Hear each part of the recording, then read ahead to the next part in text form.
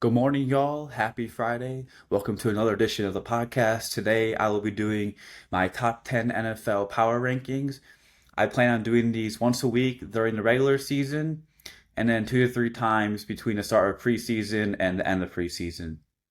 I will be only doing one during pre-training camp just because I don't see a point in doing another one in a week or two because nothing's going to be changing unless there's some significant news, and then maybe I'll change my rankings. But probably not. So these are my top 10 pre-training camp power rankings. Let's get straight into it. So before I get into my top 10, I have a couple honorable mentions, and I have a couple teams that I believe are overrated. So a couple of my honorable mention teams, I have the Los Angeles Chargers. I believe they are going to be a very good team, but my hesitation to include them in my top 10 is losing Jesse Minter as DC, along with a declining defensive line. I don't know how Khalil Mack's going to look this season, so I'm a little hesitant on that. And I'm not as high on Justin Herbert as others are. Another team in my honorable mentions is the Chicago Bears. Obviously, this may look as biased as I am a Green Bay Packers fan, and this is a Packers podcast. However, I'm just not too high on the Bears this year. I think they'll be around the playoff team. However, I don't think they're going to win the division again. And I just don't think this roster is as good as a lot of people are claiming it out to be. They were in a lot of one possession games last year that they ended up sneaking by. And looking at the Chiefs last year to 2 years ago, they were very good in one possession games 2 years ago, and last year the script kind of flipped on them, and look how their season turned out. Not saying the Bears are going to be as bad as the Chiefs were last year, but they are prone to regress a little bit. And the Cincinnati Bengals. I think this team is probably the biggest wild card in the entire league. They are easily a top 10 team if everything clicks their way, if Joe Burrow stays healthy, if Dexter Lawrence elevates that defense the way a lot of people believe he's going to be. In that case, if the Bengals defense is even close to league average, and that offense will be as good as advertised if Joe Burrow stays healthy, that team is easily top 10, and it's probably a contender in the AFC. However, that is a lot of ifs, and I need to see it to believe it. So we will see how training camp plays out with them. We will see how preseason plays out with them. We will see how Dexter Lawrence affects this defense. And a couple overrated teams I have are the Detroit Lions and the Dallas Cowboys. The Lions, I made a video on my TikTok highlighting this, and I've covered them in my podcast episodes prior. I'm not too high on the Lions just because the secondary is very iffy to me with Kirby Joseph coming off a serious injury. Same with Brian Branch. On top of that, they are losing Terrion Arnold to an armed robbery case and releasing him. And the trenches with that team are so iffy with me. I'm not too high on that D line outside of Aiden Hutchinson. I'm not too high on the offensive line. And as a whole, Penei Sewell obviously is a very good player, but they are moving positions. And I'm just very iffy to see how all that's going to play out. They do have a last place schedule, which could play in their favor.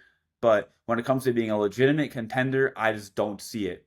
And I think Jared Goff has a pretty high floor, but also a very capped ceiling. So I just don't. I'm not as high on that team as many are, and also the Dallas Cowboys. I think this team is solid. The offense will be elite again, most likely. We'll see if Dak Prescott starts falling off the cliff. He's been in his prime for a lot of the last 3 4 years. He's been a pretty good quarterback, but I don't know. I just feel like eventually he's going to fall off a little bit. That wide receiver room is very lethal. Obviously, George Pickens and CeeDee Lamb. I'm not really too worried about the offense. It's the defense that scares me. I think a lot of people are way too high on this defense. Quincy Williams, in my opinion, solid D tackle, is a tad bit overrated, and they gave up a decent amount for him. Rashawn Gary, overrated as all heck. He was awful in the Packers last year, has huge motor issues, huge effort issues. I don't really see that changing. We will see. Beginning of the season, he'll probably be solid. He always is. But as the season teeters on, he always falls off a cliff. I'm not high on him. On top of Kenny Clark and the rest of the IV line, I'm just not too high on. They didn't do enough to address that defense, in my opinion. Obviously, Caleb Downs is a huge addition to that secondary, but I don't think that's enough to propel them to a top 10 team or a legit Super Bowl contender. Without further ado, though, let's get into my top 10. So, my number 10 team is the San Francisco 49ers. And like I said, this is pre-training camp. I believe this team can climb pretty high in my rankings if everyone can stay healthy. but that is a big if with this team. Obviously, you have George Kittle coming off a serious Achilles tear. CMC is always injury prone. Stayed pretty healthy last year. They're going to need him to stay healthy again. They're going to need him to be a top 3 running back for them to be a true contender in the NFC this year. They have a pretty fresh wide receiver room featuring Ricky Pearsall, who they had last year, and 2 additions they got in free agency with Mike Evans and Christian Kirk. The reason why I don't have this team higher, like I said, is I just need to see them stay healthy. That is a big if. I think if everything clicks the way that it's supposed to, they are a borderline top 5, top 3 team. But that is a big if. And at this current stage, I need to see it to believe it. And I need to see how these new wide receiver pieces fit around a Kyle Shanahan offense. Number 9, I have the Kansas City Chiefs. I think the Kansas City Chiefs will be a good team again. I think you are foolish to bet against Patrick Mahomes coming off an ACL tear. I get it. That's a scary injury to come off of, especially at his age. However, it's Patrick freaking Mahomes. I refuse to bet against this man, even after one down year. I think this team made some solid additions to the secondary through the draft. I think they made a pretty good addition to Kenneth Walker to that running back room, which desperately needed a solid running back because Isaiah Pacheco, which is not getting it done for them. And I think this team under Andy Reid will still be a very good team. Do I think they're going to win the AFC West? I'm teetering towards no at this current moment, but I do think they'll be a wild card team. And I do think you are a fool to bet against Patrick Mahomes, even coming off an ACL tear. And I refuse to be that man. I need to see it to believe it. If the Chiefs aren't good this year, I'll bite this bullet. I'll bite looking bad. But I'd rather not bet against the Chiefs than bet against them. Number 8, I have my Green Bay Packers. I think this team can easily be top 5, top 3 if everything clicks the way it's supposed to. And if the players coming off serious injuries come back into form, but I'd be a fool and I'd be biased to say that does not concern me. You have Micah Parsons coming off an ACL tear. I believe he will be a pretty much the same player coming back. However, he's not going to be back until middle of the season, so that impacts his ranking for sure. You have Devontae Wyatt coming off an Achilles tear. They're going to need him to step up and be the same player that he was last year, but be more consistent for this D-line to really take a leap.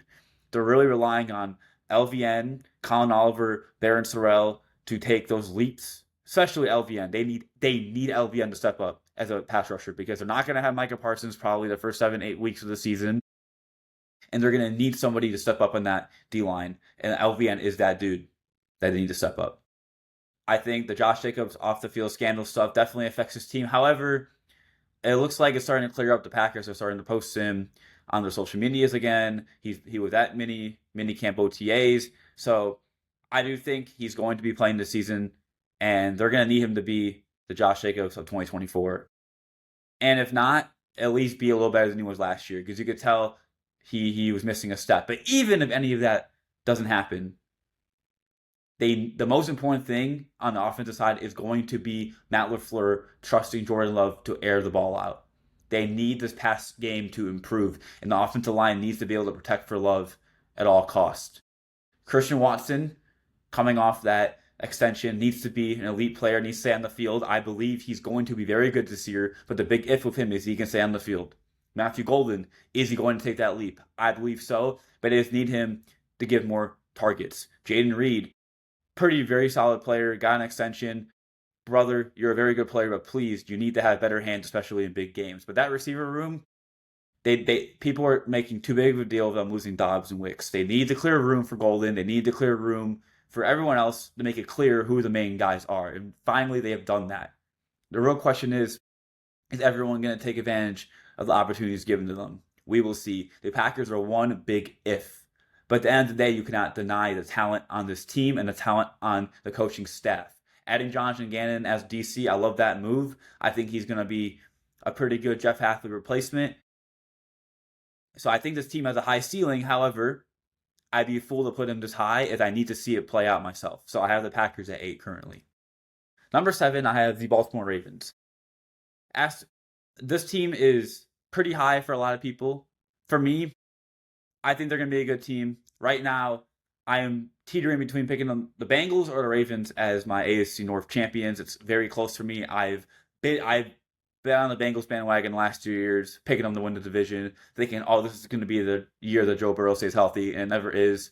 So that's my hesitation. And along, I do like the Jesse Minter hire for the Ravens. However, I need to see it play out. I need to see it play out. Trey Hendrickson was a huge addition to this D line. They needed a top tier pass rusher, as that pass rush struggled last year. They were bottom 3 in pass rush rate in the entire league. They added Elijah Surratt on the offensive side of the ball. I think he's going to be a nice addition to Zay Flowers. And I think this team has a lot of potential. Everything can click, and if Lamar can stay healthy. But I think there are a couple more teams in the AFC that I trust a little bit more. And that leads me in the number 6, the Buffalo Bills. This team, again, is another big if for me. And you're seeing a lot of these teams in the 6 to 10 range are huge ifs for me. I believe they have high ceilings, but I need to see it to believe it. The Bills are one of those teams. I'm not totally against firing Sean McDermott, as they've been, a voice can get stale in a locker room over time, especially if you can't get over the hump. I believe Matt LaFleur has not gone to that step yet with the Packers, but is getting there. So I get it, moving on from him. But is promoting Joe Brady the right move? I'm not sure. I'm not sure if I'm not a huge fan of that. I think maybe going in a whole separate Sean McDermott direction would have been better instead of promoting within. However, you cannot deny the talent in this team. Adding DJ Moore will be good for this wide receiver room. They have James Cook, who is around the top 5 running back in this league. They have Josh Allen, who is a top 2 quarterback in this league. In my opinion, going into the season is number 1. Insanely talented. The defense, I think, will be a little bit worse this year, but still a solid defense. And at the end of the day, when you have a top 1 quarterback in the entire league, around top 2, top 3, debating, depending on what other people would rank them, I have to have you in my top 10. And that's my hesitation with this team, is the talent on the defensive side of the ball.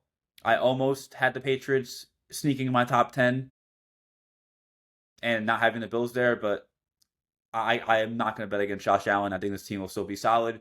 But I do think there's a scenario where this team falls off a cliff and potentially misses the playoffs. I don't think that's out of the realm if things go disastrously. But I think Josh Allen raises the floor for this team enough where they are still a top 10 team. Number 5, I have the Philadelphia Eagles.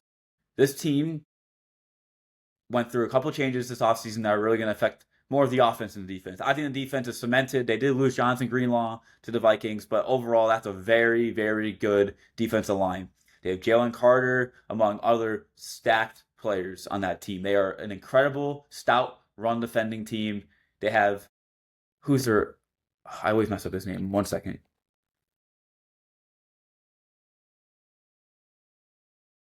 Sorry. They have Vic Fangio. Sorry, I always mess up his name.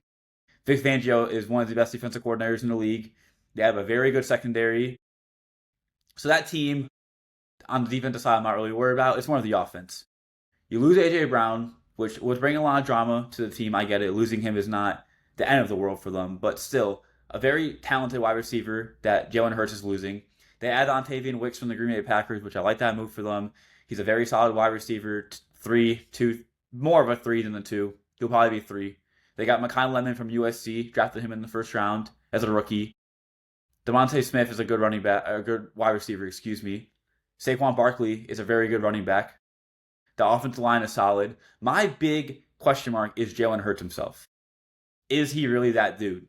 Do the Eagles have a Jalen Hurts problem? That is why I don't have the Eagles a little higher. Because I don't trust Jalen Hurts as much as I do other NFC quarterbacks. I would take Matthew Stafford over him. I would take Jordan Love over him. I would take Caleb Williams over him.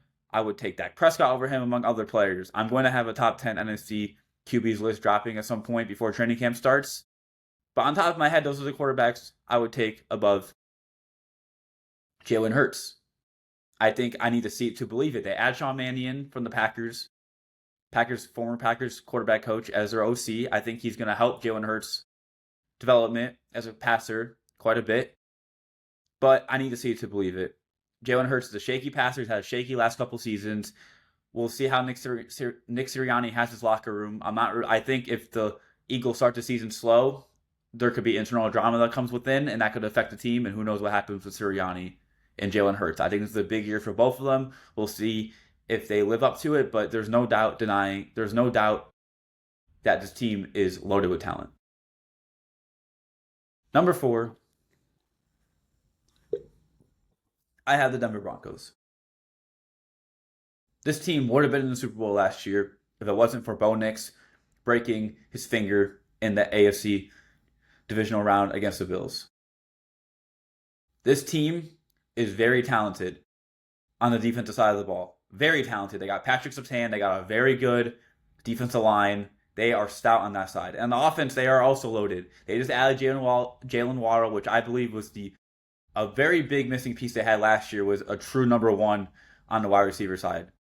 Now you have Jalen Waddle, who can definitely step up and be that number one. They have Courtland Sutton among a pretty solid offensive line. The running back room is a little questionable, but I don't think it's a big deal as many people are making it. Bo Nix is a solid quarterback. I don't think he's like top 15, top 20 range in my opinion, but he's good enough to take you to Super Bowl or take you far in the postseason if you have enough talent surrounded around him, and I believe they do. They have a solid coaching staff. Sean Payton's a very good coach, and I think the Broncos will be once again a top team in the AFC.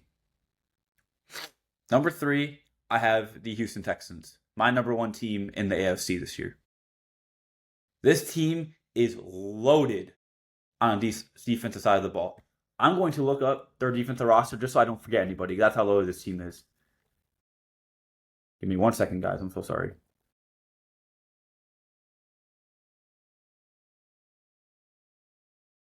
They have Will Anderson, Danielle Hunter, Derek Stingley Jr., among many other players. This team is loaded. That secondary is loaded. That defensive front is scary. That is going to be the best defense in the league, in my opinion. That's the best defense on paper, at least. And honestly, what's holding this team back the most is their quarterback play.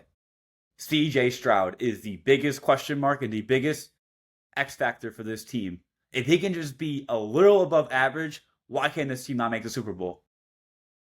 They would have made it last year if CJ Stroud didn't have 4 interceptions against the Patriots. It took a huge meltdown from CJ Stroud for this Texans team not to beat the Patriots. I believe if CJ Stroud can give this team average to above average quarterback play, they will be a top 3 team in the AFC at minimum. And if CJ Stroud can give this team above average quarterback play, or even better than that, they will be the best team in the league this year.